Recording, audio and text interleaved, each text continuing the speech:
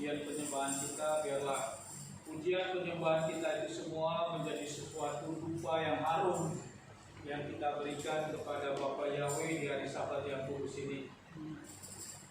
Pada siang hari ini kita akan sama-sama mendengarkan satu daftar Elohim dengan satu tema, yaitu kita sudah ditebus dengan lunas. Diambil dari dasar firman 1 Petrus 1 ayat 18 sampai 19. Sebelumnya kita bersama-sama sudah 3 hari raya berturut-turut sudah kita rayakan, dan Sabat ini merupakan Sabat minggu pertama setelah hari raya Abipurim yang kita laksanakan kemarin pada tanggal 11 April memasuki 12 April 2020 atau tanggal 17-18 Nisan 5780 adalah hari raya Abipurim atau hari raya kebangkitan Yeshua HaMashiach. Selama 3 hari Yeshua HaMashiach berada di perut bumi.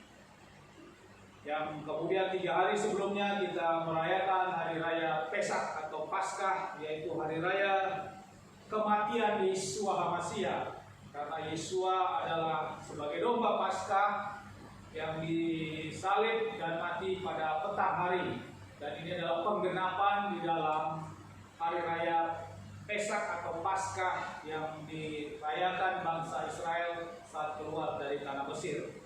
Jadi kematian Yeshua HaMashiach digenapi di dalam hari raya Pesak atau Paskah. Kebangkitannya digenapi di hari raya Abipurim atau buah sulung, karena Yeshua HaMashiach lah yang sulung dari semua yang mati dan bangkit pada hari ketiga. Itulah Elohim kita yang kita imani, yang kita sembah di dalam Adonai Yeshua HaMashiach. Untuk itu kita akan sama-sama mendengarkan tentang penebusan Yeshua yang sempurna ini. Kita mengetahui bersama saat ini banyak terjadi suatu kegoncangan iman oleh situasi yang ada sekarang ini, ataupun oleh situasi-situasi yang ada oleh karena sesuatu pekerjaan, mungkin adakah sesuatu jabatan, suatu jodoh, suatu prestasi yang harus meningkat, sehingga masih banyak iman-iman orang yang percaya yang mau memindahkan iman kepercayaannya kepada kepercayaan lain atau agama-agama lain. Tentu ini sesuatu yang memprihatinkan tentunya bagi kita, karena saya percaya bahwa apabila sudah memahami tentang penebusan yang sempurna ini, kita akan tentu kuat dan sangat teguh. Kita tidak akan meninggalkan iman kita, karena hanya melalui Yeshua HaMashiach lah yang menebus segala dosa dan keselamatan kita. Selain itu tidak ada. Namun perlu penjelasan mungkin secara lebih jelas lagi, penebusan yang bagaimana sehingga kita dapat diteguhkan, kita dapat lebih yakin lagi, sehingga iman kita tidak tergoncangkan atau tergoyahkan oleh situasi apapun. Ini yang perlu menjadi penekanan kita untuk kita memasuki firman pada siang hari ini dengan tema kita sudah ditebus dengan lunas. Dasar firman-Nya 1 Petrus 1 ayat 18 sampai 19. Saya akan bacakan ayat 18. Karena mengetahui bahwa kamu sudah ditebus dengan cara hidupmu yang sia-sia, yang diwarisi oleh leluhurmu, bukan dengan barang yang fana, perak ataupun emas. Ayat 18, melainkan dengan darah HaMashiach, Yeshua HaMashiach yang mahal, bagaikan darah anak. Petrus 1 ayat 18 sampai 19 ini menjadi dasar tentang penebusan yang sempurna itu, yaitu bahwa kita sudah ditebus dari cara hidup kita yang sia-sia, yang diwarisi oleh leluhur kita. Dan siapa yang menebus? Yang menebus adalah Yeshua HaMashiach melalui pengorbanannya di kayu salib. Ini hal yang serius, ya, sangat serius. Kita harus paham ini lebih mendalam. Kemudian sebelum 1 Petrus 1 ini disampaikan, sudah dinubuatkan di dalam kitab Yesaya. Kitab Yesaya ini kurang lebih 800 tahun sebelum Masehi, saat sebelum kelahiran Yeshua HaMashiach. Nabi Yesaya sudah menubuatkan di dalam Yesaya 53 ayat 12b.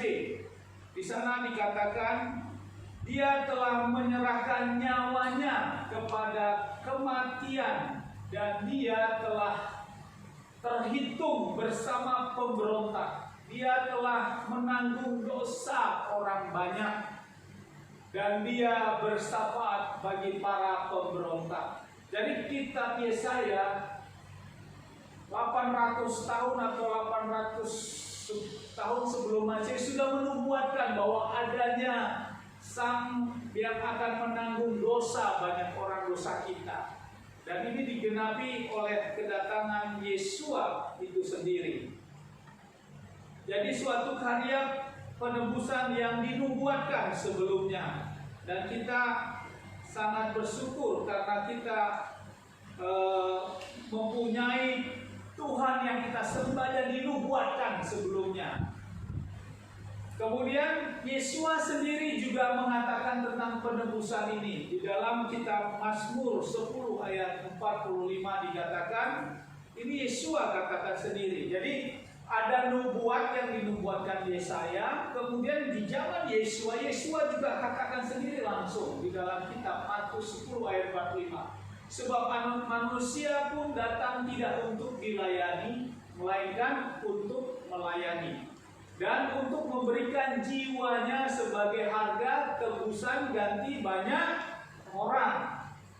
Ya, jadi Yeshua juga mengatakan di zaman Yeshua itu hidup, dia katakan bahwa aku Yeshua akan memberikan jiwaku, nyawaku sebagai harga tebusan ganti banyak orang. Kenapa banyak orang? Bukan kepada semua orang, karena berbicara banyak orang kepada orang yang percaya saja. Kalau yang tidak percaya tidak mendapat tebusan ini oleh Yeshua HaMashiach. Nah, jadi kata percaya ini suatu iman yang harus ada bagi kita yang sudah mengenal kebenaran ini. Karena melalui kata percaya inilah akan ada keselamatan yang kekal itu. Kemudian kita lihat lagi kitabnya di Roma, Paulus juga mengatakan, dengan dibenarkan secara cuma-cuma oleh anugerahnya melalui penebusan, yaitu di dalam HaMashiach Yeshua. Jadi ada penebusan yang cuma-cuma melalui anugerah Yeshua HaMashiach. Jadi suatu penebusan ini sesuatu yang komplit. Kenapa komplit? Dinubuatkan sebelumnya di kitab Yesaya. Kemudian Yeshua juga datang, dia katakan bahwa dialah yang akan menebus. Kemudian dinubuatkan juga di dalam, dinyatakan juga di zaman Paulus. Kemudian dikatakan bahwa dengan benar secara cuma-cuma oleh anugerah melalui penebusan, yaitu di dalam Yeshua HaMashiach. Jadi penebusan ini di awal nubuat dinyatakan Yeshua dan juga diteguhkan, dicatat, ditulis lagi oleh zaman Paulus. Untuk itu kita akan lihat dulu apa sih arti penebusan itu. Ya, kita lihat. Kalau kita lihat penebusan, arti penebusan di dalam kitab KBBI, Kamus Besar Bahasa Indonesia, kata penebusan dari kata tebus atau menebus. Ini artinya apa? Diartikan membayar dengan uang untuk mengambil kembali barang yang tergadai, atau gadai itu dari penggadaian. Jadi penebusan itu sesuatu yang sudah ada di pihak lain, mau diambil lagi, dilakukanlah penebusan. Nah, ini diilustrasikan seolah seperti dalam penggadaian. Kemudian yang kedua, arti penebusan itu bisa membayar dengan uang dan sebagainya untuk membebaskan Ya, ada membayar, membeli, membayar. Itu juga sama dengan tebusan itu. Tawanan atau sandera, budak, belian, dan sebagainya. Jadi kata tebusan ini bisa menebus, bisa membayar. Ya. Sehingga ada juga firman yang mengatakan, suatu pengajaran yang mengatakan kita ini dibayar, dibeli. Karena kita kaum goyim. Kalau bangsa Israel adalah ditebus.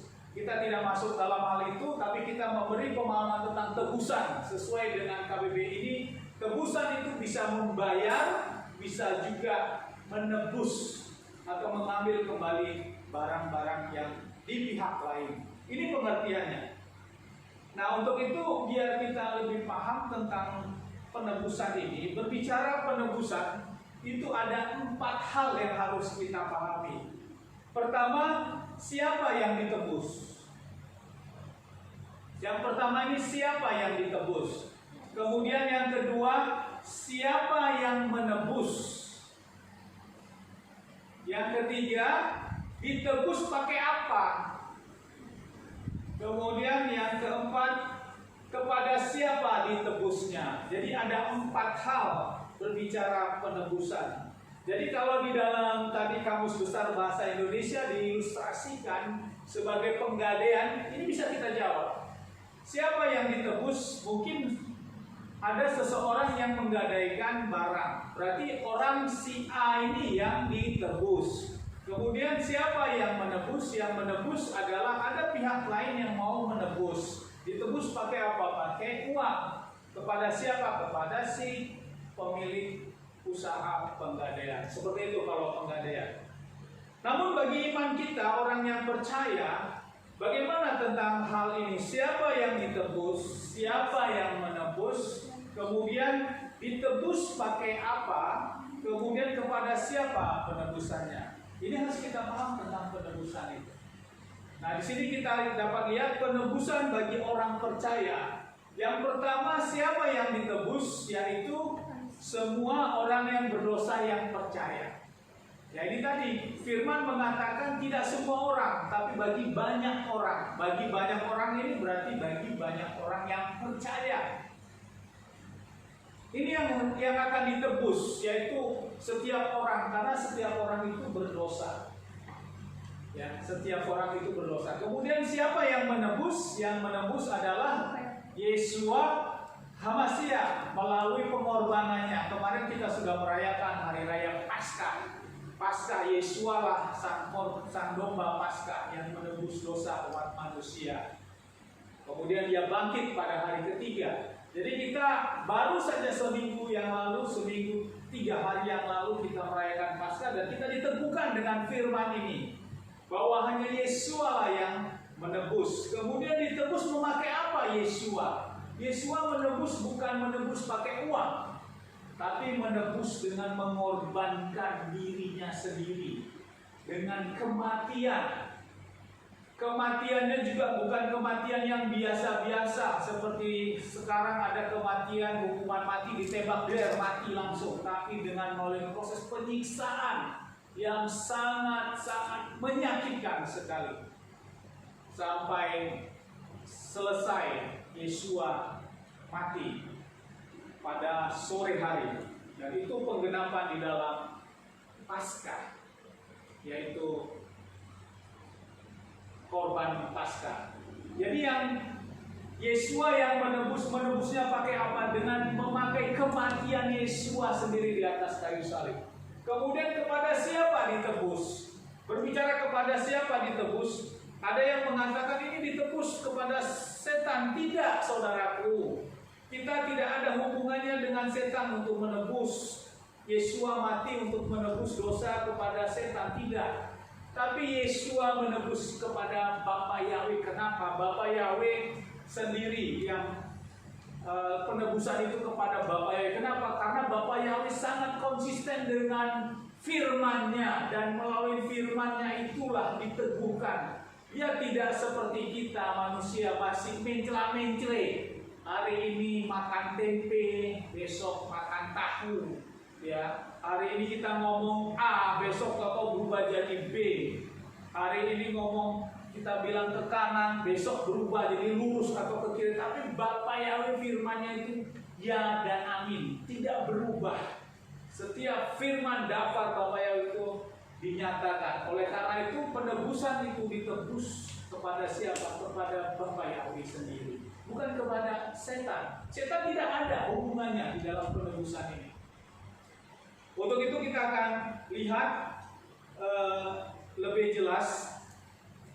Kita akan memahami dalam penebusan ini, yaitu kita orang yang percaya nanti kita akan ada masa kematian karena kita orang berdosa. Pasti firman mengatakan orang berdosa pasti akan mati. Ya, mati.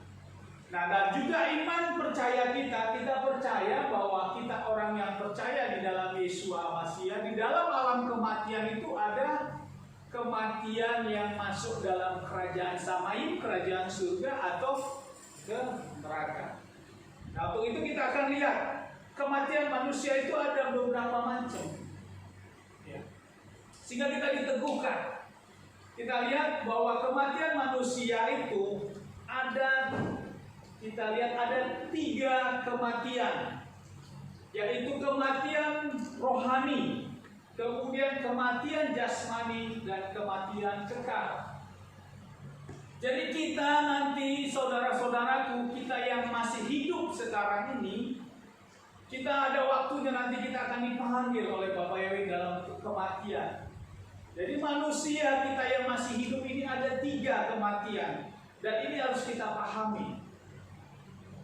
Pengajaran ini mungkin jarang didengar, sehingga orang menganggap keselamatan di dalam Yesus hanya sebatas itu saja. Tapi keselamatan itu, penebusannya itu terhadap apa? Terhadap ketiga-tiga ini sudah ditebus oleh Yesus Hamasiah. Bukan hanya 1, bukan hanya 2, tapi 3 totalitas kematian manusia ditebus oleh Yesus Hamasiah. Kita akan mulai kepada kematian yang pertama, yaitu kematian rohani. Di dalam Kejadian 2 ayat 17 dikatakan, ini Kejadian 2 ayat 17 adalah peristiwa di mana Adam dan Hawa ada di Taman Eden. Dikatakan Kejadian 2 ayat 17, tetapi dari pohon pengetahuan baik dan jahat engkau tidak boleh memakannya, karena pada hari engkau memakannya, engkau sesungguhnya akan mati. Nah, terus dalam firman di dalam Kejadian 2 ayat 17, 18, 19 ini, akhirnya Hawa mengambil buah itu oleh godaan setan dan memberinya kepada Hawa, mereka makan. Nah, begitu mereka makan, apakah dia mati? Tidak. Tapi sebelum ada dosa ini, antara Adam dan Hawa dan Bapa Yahweh di Taman Eden itu begitu mesra, begitu bisa berbicara dengan Bapa Yahweh, bisa bertemu, bisa berbicara. Dan Bapa Yahweh datang, mereka kemudian Adam dan Hawa bisa melihat, berbicara. Kenapa seperti itu? Karena tanpa ada dosa, belum ada dosa apapun manusia Adam dan Hawa pertama, sehingga bisa bertemu dengan Bapa Yahweh. Karena Bapa Yahweh itu sangat kudus sekali. Untuk bisa bertemu dengan Bapa Yahweh, yaitu tanpa dosa, tanpa ada dosa apapun, seperti Adam dan Hawa pada mulanya sebelum jatuh dalam dosa. Tapi begitu Adam dan Hawa ini memakan buah pohon yang memang dilarang oleh Bapa Yahweh, maka disitulah dikatakan Adam dan Hawa akan mati. Pertanyaannya, apakah langsung Adam dan Hawa langsung mati saat itu? Tidak. Tapi Bapa Yahweh mengeluarkan Adam dan Hawa dari Taman Eden. Berarti yang mati apa? Yang mati adalah rohaninya, hubungan antara manusia dengan Bapa Yahweh yang tadi bisa berbicara-bicara, bisa bertemu langsung. Oleh akibat dosa ini, dosa pelanggaran ini, akhirnya tidak bisa lagi bertemu dengan Bapa Yahweh langsung. Ada yang mati, yaitu mati rohani namanya. Sehingga di dalam kitab Roma 6 ayat 23a dikatakan, sebab upah dosa ialah maut, kematian. Sama seperti halnya Adam dan Hawa. Akhirnya Adam dan Hawa dikeluarkan dari Taman Eden. Kemudian tentang dosa ini juga tertulis di dalam kitab Roma 3 ayat 23 dikatakan, sebab semua orang telah berbuat dosa dan kekurangan kemuliaan Elohim. Akibat oleh dosa nenek moyang yang dilakukan Adam dan Hawa, ada sifat dosa ini, maka keturunannya sampai kita sekarang ini, bahkan sampai seterusnya selama dunia ini ada. Roma 3 ayat 23 dikatakan, semua orang telah berbuat dosa dan kekurangan kemuliaan Elohim. Jadi kita orang berdosa karena kita sudah mati rohani kita, dan kita sudah mati karena dosa itu. Yang mati apa? Rohaninya. Kemudian kita lihat juga di dalam Roma 3 ayat 10 dan 12, ini juga ditegaskan di sini. Sebagaimana yang telah tertulis, tidak ada yang benar, bahkan seorang pun tidak. Jadi tidak ada orang yang benar, satu orang pun tidak. Ayat 12, semua orang telah menyimpang, mereka semua menjadi tidak berguna, tidak ada perbuatan kebaikan, bahkan seorang pun tidak. Di dalam Roma 3 ayat 10 dan 12. Jadi semua kita ini sudah menyimpang, di dalam kacamatanya Bapa Yahweh kita sudah orang berdosa.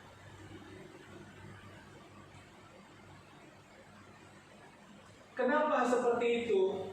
Pemazmur atau kitab Mazmur Daud juga mencatat.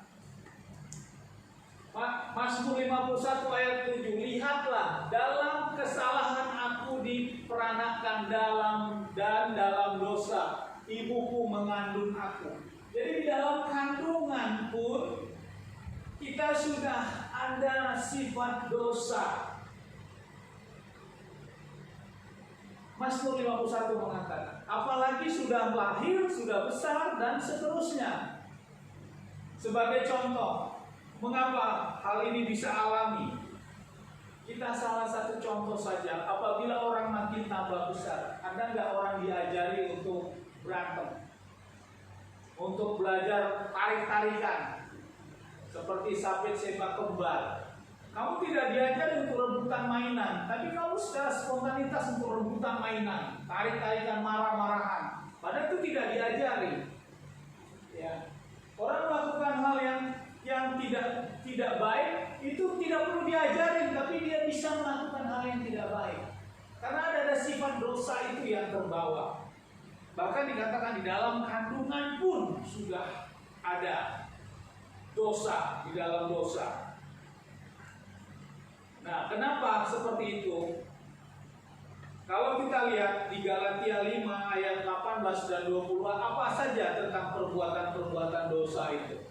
Di sini dikatakan Galatia 5 ayat 19 sampai 20a, adapun pekerjaan-pekerjaan kedagingan itu ya, yang membuat dosa adalah perzinahan, percabulan, kenajisan, kemudian sensualitas. Ayat 20, penyembahan berhala, sihir, permusuhan, perbantahan, iri hati, amarah, persaingan, perselisihan, sekte-sekte, kedengkian, pembunuhan, pemabukan, pesta pora, dan sebagainya.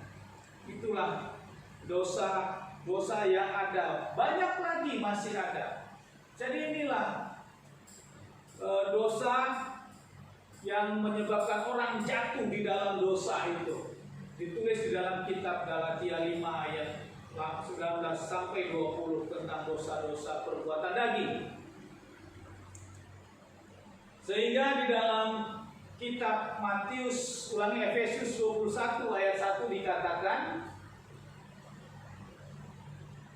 dan kamu yang mati dalam kesalahan dan dosa. Jadi kita ini mati dalam kesalahan dosa sebenarnya. Di dalam kacamatanya Bapa Yahweh, karena kita sudah mati, jadi seperti mayat aja, mayat hidup. Ya, kalau Bapa Yahweh melihat manusia itu mayat hidup karena sudah ada kematian rohaninya. Tapi kan tidak mati, sama seperti tadi Adam dan Hawa memakan buah itu, tapi dia tidak mati. Dia hanya mati terputus hubungan antara Bapa Yahweh dan manusia secara langsung. Dia sudah tidak bisa lagi ketemu. Itulah yang dikatakan mati rohani. Sekarang kita lihat apa yang dikatakan mati jasmani. Ini mati yang kedua adalah mati jasmani. Setelah Adam dan Hawa keluar dari Taman Eden, dia masih hidup, bukan mati, tapi masih hidup. Dia masih bekerja, beranak, mempunyai anak, mempunyai cucu, dan bertambah banyak. Sampai usianya berapa Adam? Sampai 930 tahun dia masih hidup. Di dalam Kejadian 5 ayat 5. Jadi seluruh umur Adam waktu dia hidup adalah 930 tahun, kemudian dia baru meninggal. Nah, ini yang dikatakan kematian yang kedua adalah kematian jasmani, kematian fisik. Sudah mati, jantung sudah nggak berdebar lagi, nggak bisa bernapas, sudah kaku, sudah nggak bisa bergerak. Itulah namanya kematian kedua, kematian jasmani, secara jasmani. Yang ditangisi oleh orang kehilangan karena mati, yang dipegang ya udah kaku, karena rohnya sudah tidak ada lagi. Inilah kematian yang kedua. Usianya adalah 930 tahun. Nah, sekarang kalau di zaman kita, pemazmur mengatakan, Mazmur 90 ayat 10, usia mazmur di zaman era kita sekarang dikatakan di Mazmur 90, umur kami 70 tahun, dan jika masih ada kekuatan 80 tahun. Tetapi kebanggaannya adalah susah payah dan kesia-siaan, karena itu segera berlalu dan kami melayang lenyap. Artinya apa? Kemari-kemari usia itu sudah tidak bisa lagi seperti Adam 930 tahun. Paling banyak 70 tahun, lebih dari 70 tahun sudah bonus. Ya, dikatakan umur kami 70 tahun, dan jika masih ada kekuatan itu 80 tahun. Mungkin sekarang masih ada orang yang berumur 90 tahun, 100 tahun, itu hanya masih 1-2. Sudah tidak banyak. Bahkan ada yang di bawah 70 tahun, 60 tahun sudah dipanggil, 50 tahun sudah, 30 tahun sudah, belasan tahun sudah, bahkan anak-anak sudah ada yang dipanggil, bahkan masih bayi pun sudah ada yang dipanggil. Itulah yang dikatakan kematian jasmani. Jadi ada kematian rohani tadi, ada kematian jasmani. Kemudian masuk yang ketiga, yaitu kita memahami adanya kematian yang kekal. Orang yang sudah mati tadi, ada waktunya nanti kematian kekal. Wahyu 20 ayat 14 dan 15. Ayat 15, dan maut serta alam maut dilemparkan ke dalam lautan api. Inilah kematian kedua.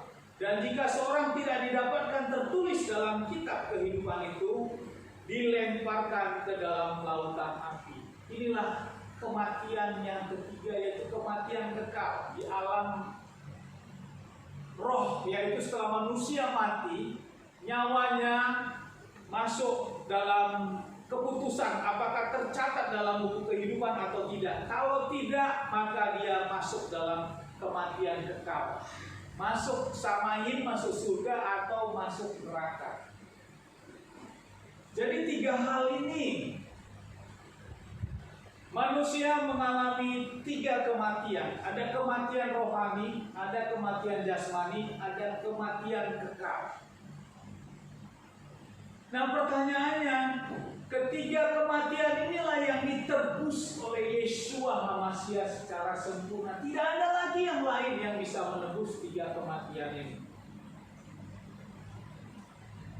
Yeshua menebus ketiga kematian manusia secara sempurna di atas kayu salib. Sehingga di dalam firman-Nya, saat Yeshua di kayu salib, terakhir perkataan Yeshua katakan, sudah selesai. Artinya penebusan Yeshua itu sudah selesai. Ketiga kematian manusia ini sudah ditebus oleh Yeshua HaMashiach. Kita lihat penebusan yang pertama oleh Yeshua HaMashiach. Satu, penebusan kematian rohani. Kematian rohani adalah hilangnya keharmonisan antara Elohim Yahweh dengan manusia atau hidup yang kekal sampai kekal. Seperti tadi Adam dan Hawa di Taman Eden, sebelum jatuh dalam dosa, dia bisa bertemu dengan Bapa Yahweh, bisa berbicara dan hidup bisa kekal. Tidak ada jadi tua, tidak jadi muda, terus seperti itu. Tapi akibat dosa, maka dia menjadi terpisah dengan Bapa Yahweh.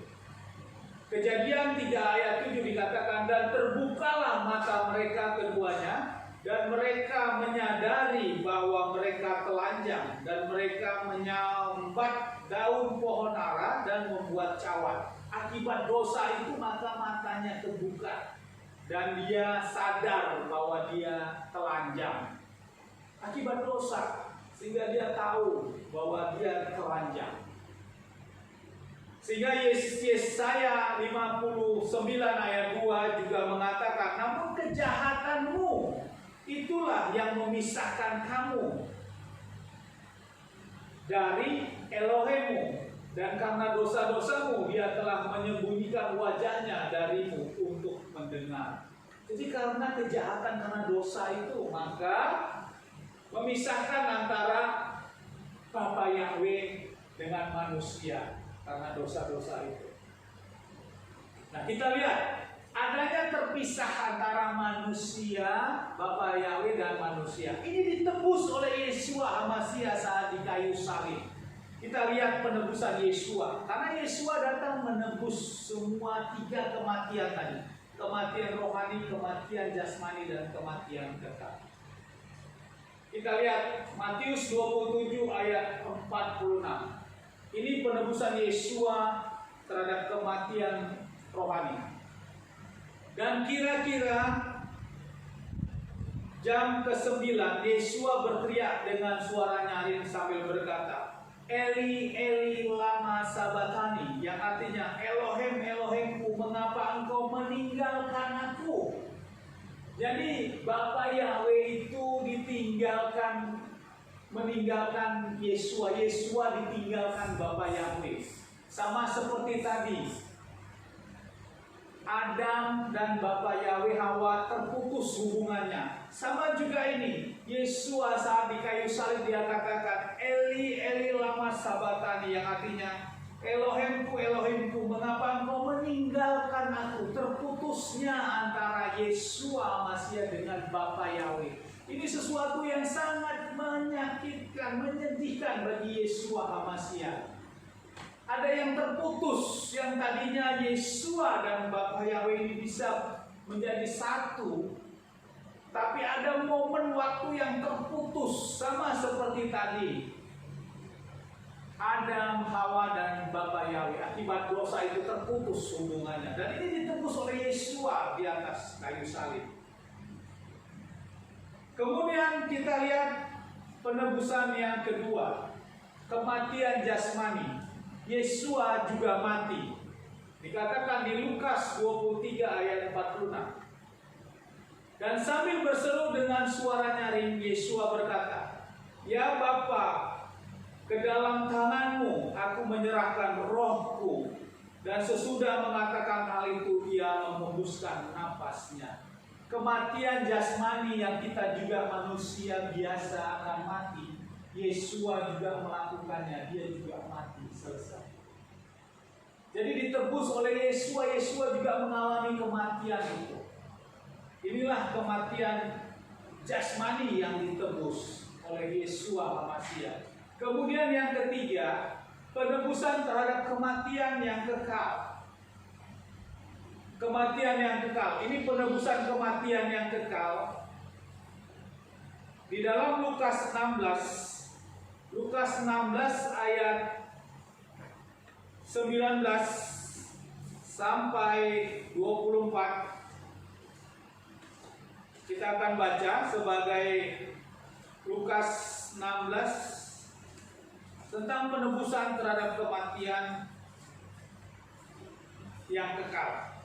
Lukas 16 ayat 19 sampai 24 tentang orang kaya dan Lazarus. Kita lihat di sini. Ini sebagai wujud penebusan Yesua terhadap kematian kekal, yaitu kematian situasi terhadap neraka itu bagaimana. Dalam Lukas 16 ayat 19 sampai 24 saya akan bacakan. Orang kaya dan Lazarus. Dan ada seorang yang kaya, dia selalu mengenakan jubah ungu dan kain linen indah sambil bersenang-senang setiap hari dengan nikmatnya. Dan ada seorang yang miskin bernama Lazarus yang selalu berbaring di dekat pintu rumahnya dengan dipenuhi borok, dan selagi penuh harap agar dikenyangkan dengan rempah-rempah yang jatuh dari meja orang kaya itu.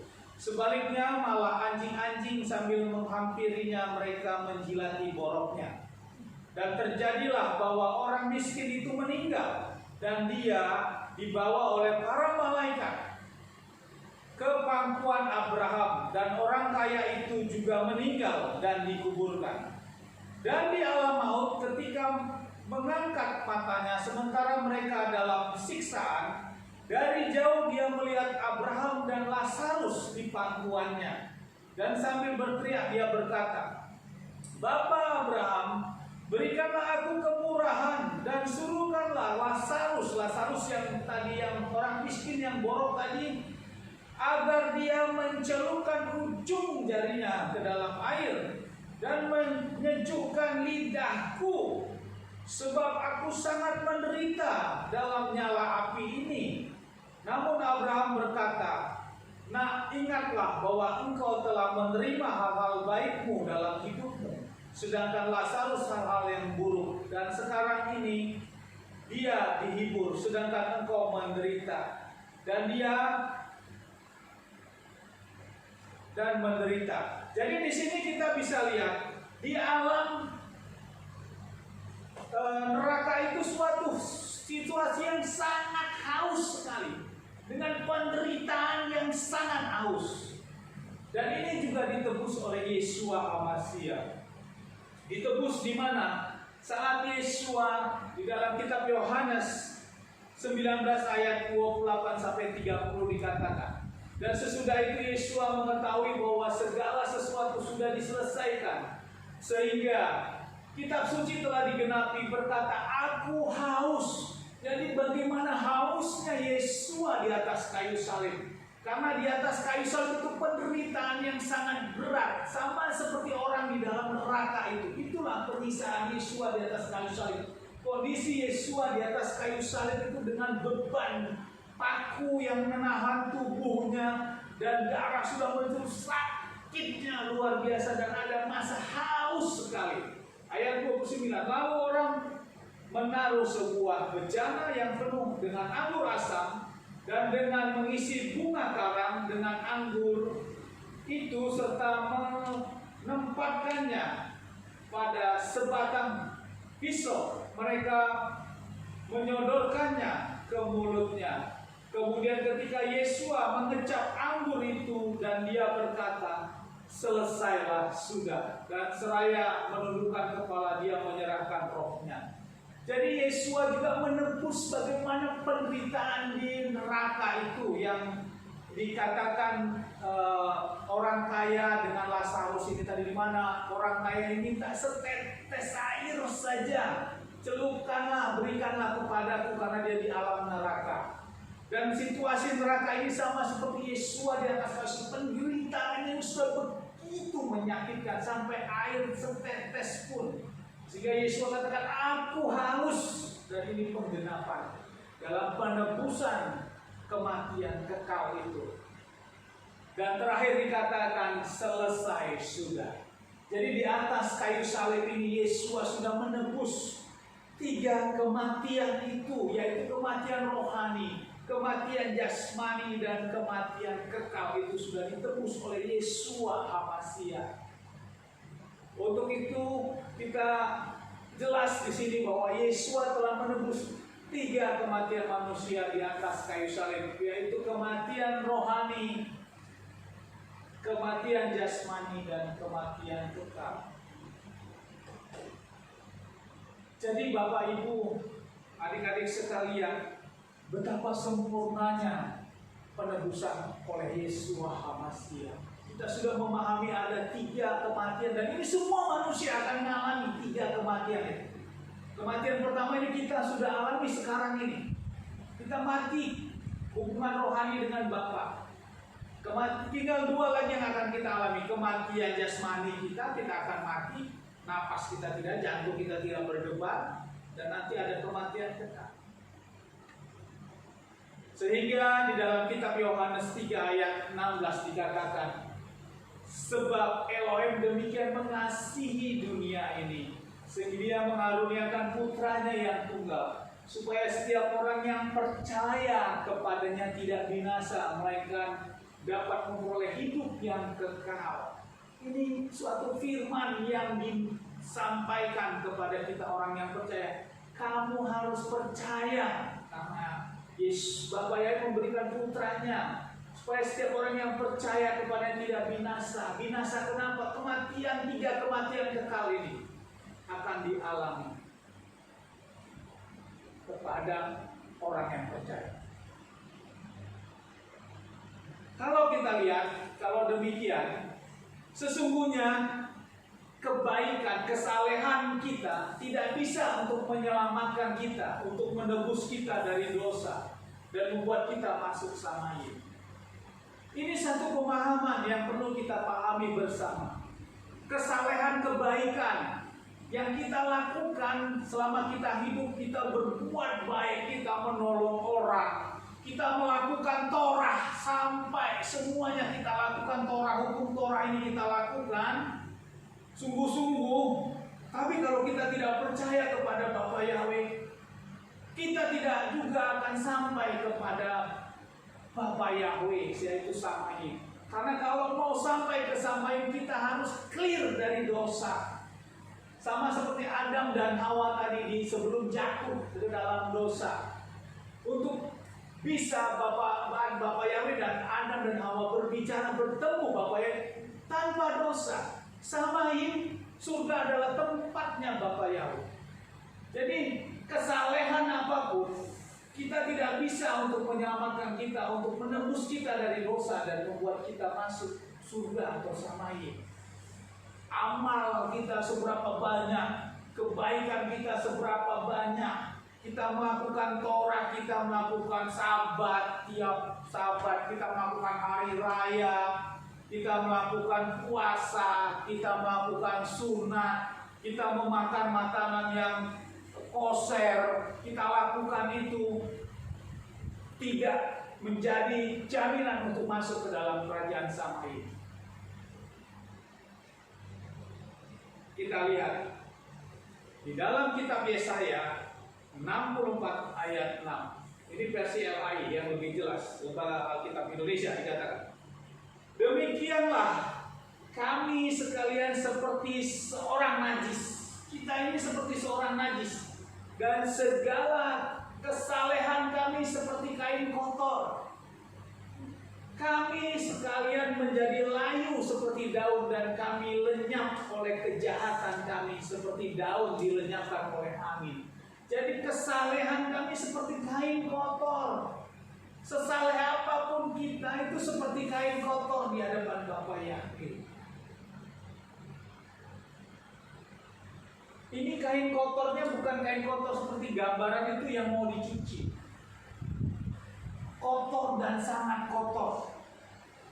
Ya, kalau kita baca satu pemahaman tentang kotor ini, maaf, seperti pembalut wanita pada zaman dahulu, kainnya seperti itu. Kalau sekarang wanita masih ada pembalut wanita yang sudah canggih. Seperti kalau dulu pakai kain yang harus dicuci seperti itu, artinya kekotoran. Jadi kesalehan itu masih kotor di hadapan Bapa Yahweh. Kesalehan sebagaimanapun salehmu, Bapak yang melihat kacamatanya Bapa Yahweh itu seperti kain kotor. Yesaya 64 ayat 6 mengatakan seperti itu.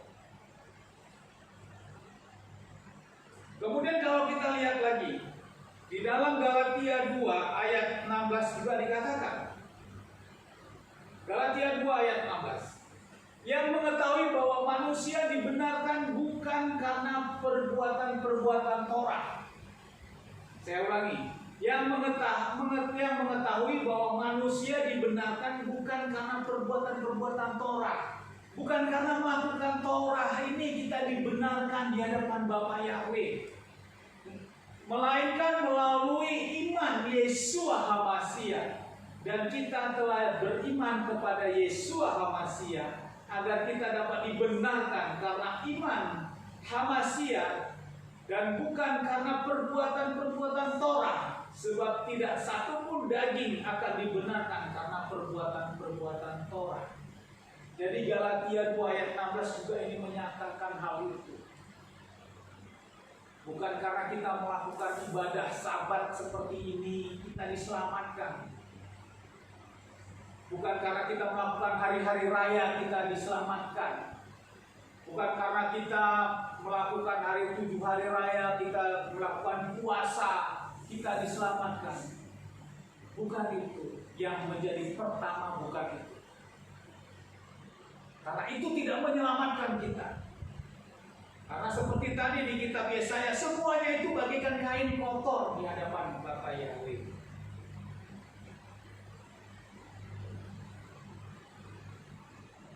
Jadi kalau kita lihat sebagai gambaran seperti ini, manusia berdosa, kemudian manusia itu melakukan Torah, melakukan kebenaran aturan-aturannya. Apakah dia masuk Samaim? Tidak masuk. Yang kedua, tentang keselamatan. Apakah itu jalan keselamatan? Apakah ini jalan keselamatan? Manusia yang berdosa, kemudian dia iman kepada Yeshua HaMashiach. Selanjutnya, hidupnya tidak. Hidupnya bertentangan dengan Torah. Apakah dia masuk Samaim? Juga tidak. Kecuali pada saat Yeshua disalib, ada satu orang setelah Yeshua yang mengatakan, aku percaya, saat itu langsung dia meninggal. Maka itu masuk.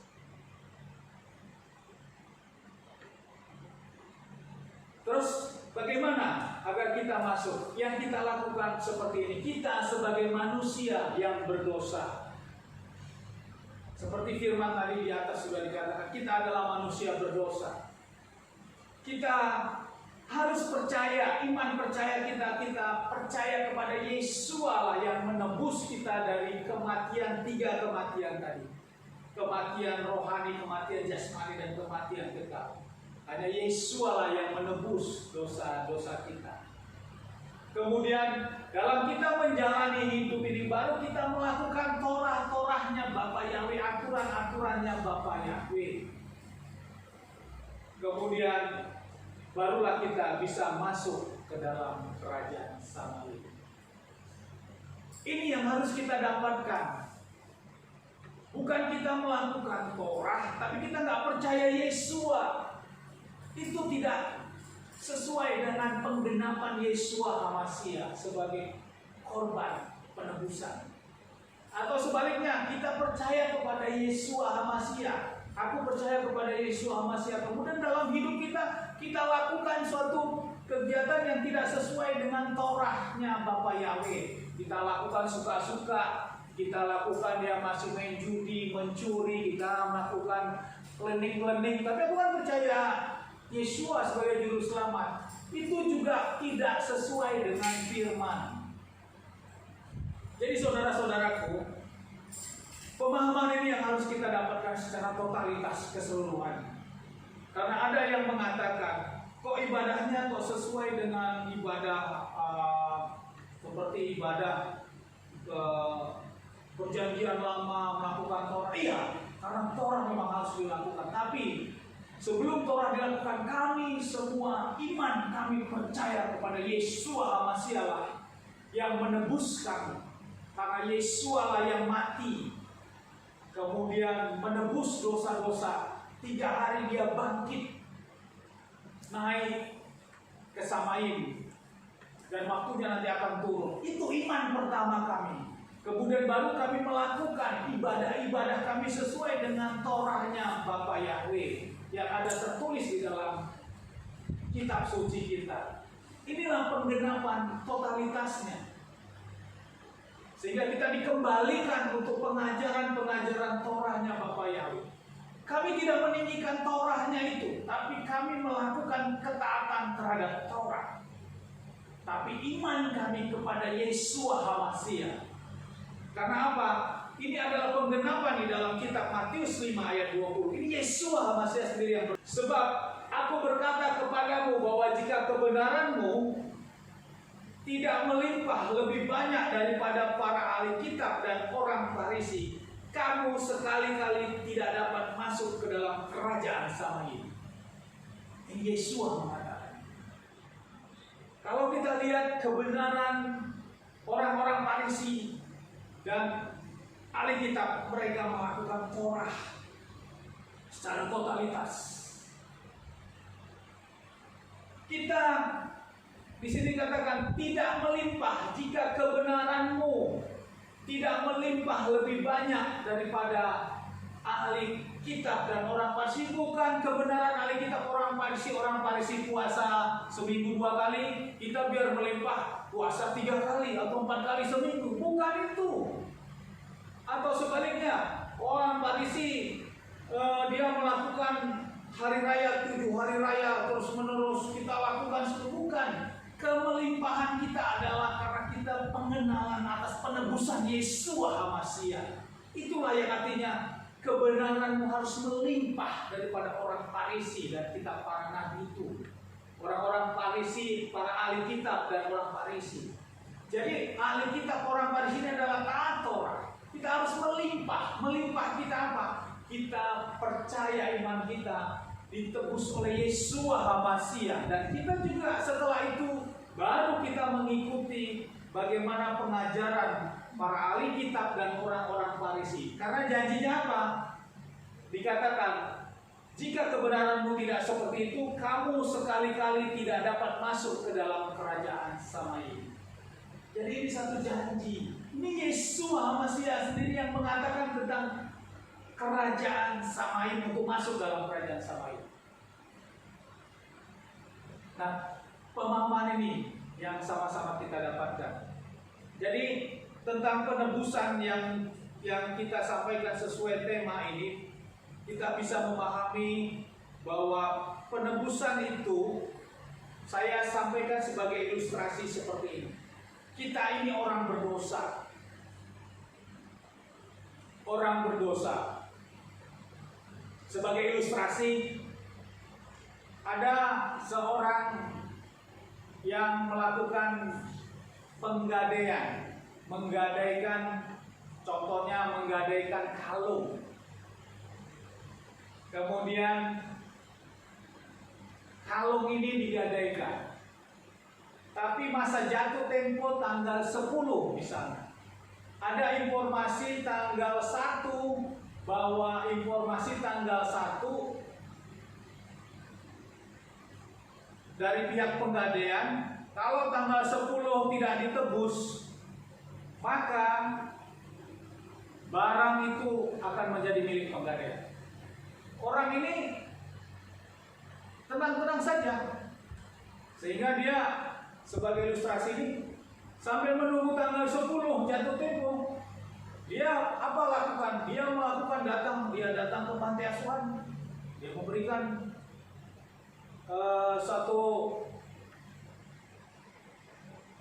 memberi panti asuhan, memberi sumbangan. Kemudian dia pergi ke gereja, dia berdoa. Kemudian dia datang lagi untuk melakukan ibadah dengan pelayanan yang sungguh-sungguh. Kemudian dia datang lagi membantu orang lain, tetangganya yang kesusahan. Sampai pas detik masuk ke tanggal 10 pas jatuh tempo, dia datang ke penggadaian. Maka pihak penggadaian mengatakan, "Pak, ini sudah jatuh tempo." Iya benar. Tapi kan saya sudah melakukan membantu orang. Saya sudah menolong orang yang kesusahan. Saya sudah melakukan ibadah sungguh-sungguh. Saya sudah melakukan memberi sumbangan kepada yatim piatu. Tapi pihak penggadaian di dalam sidang penggadaian katakan, aku tidak mengenal apa yang kau lakukan itu. Yang penting ini jatuh tempo, harus kau bayar. Mau kamu itu berbuat apa, itu urusanmu. Tapi ini harus dibayar dengan lunas, maka barang ini akan menjadi milikmu. Kalau tidak, ya sudah. Perkara kamu berbuat baik sebagaimanapun tidak bisa. Sama seperti Yeshua HaMashiach. Yeshua HaMashiach sama seperti kita. Kita ini adalah orang yang berdosa. Berbuat baik apapun yang kita lakukan tidak bisa membuat kita bertemu dengan Bapa Yahweh. Untuk itu kita seperti ilustrasi tadi, mau berbuat apapun kita, Mazmur katakan itu semua seperti kain kotor. Tapi kita untuk datang kepada Bapa butuh seorang yang bisa menebus kita. Kalau dicari orang yang bisa menebus tidak ada, karena semua orang adalah berdosa. Tidak bisa ditebus oleh tokoh-tokoh agama, karena firman mengatakan semua manusia berdosa. Yang bisa menebus adalah Bapa Yahweh sendiri yang tidak berdosa. Tapi Bapa Yahweh tidak mungkin turun dalam kemuliaannya, maka Bapa Yahweh turun dalam bentuk di dalam Yeshua HaMashiach. Karena yang menebus itu adalah yang harus tanpa dosa, yang tanpa cacat, tanpa dosa. Sehingga Yeshua datang. Dan Yeshua lah yang menebus kita dari dosa itu yang tanpa dosa dan cacat. Dengan penebusannya yang tadi disampaikan. 3 penebusan, kematian rohani, kematian jasmani, dan kematian kekal di atas kayu salib dilakukan oleh Yeshua HaMashiach. Sehingga kita hanya melalui Yeshua HaMashiach lah, maka tadi saat kita ilustrasikan seperti itu, maka ada pihak ketiga yang datang untuk menebus kepada pihak penggadaian itu. Ini Pak, saya bayar. Maka kita yang datang kepada penggadaian, kau sudah mendapatkan hakmu kembali, karena barangmu sudah ditebus oleh orang tertentu yang membayarnya dengan lunas. Sama seperti kita. Hanya Yeshua lah yang mampu menebus, karena yang ditebus adalah dosa, bukan kebaikan. Karena kita sudah memiliki sifat dosa, dan yang menebus sifat dosa itu adalah orang yang sama sekali tidak berdosa. Maka kita bisa ditebus. Karena kita mau bertemu dengan Bapa Yahweh harus tanpa cacat dan celah, sama seperti Adam dan Hawa. Tanpa saat dia jatuh dalam dosa, dia bisa berbicara bertemu dengan Bapa Yahweh. Samain adalah tempatnya Bapa Yahweh.